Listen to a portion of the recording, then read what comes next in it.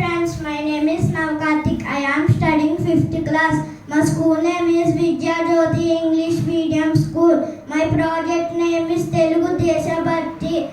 దేశమును ప్రేమించమన్నా మంచి అన్నది పెంచుమన్నా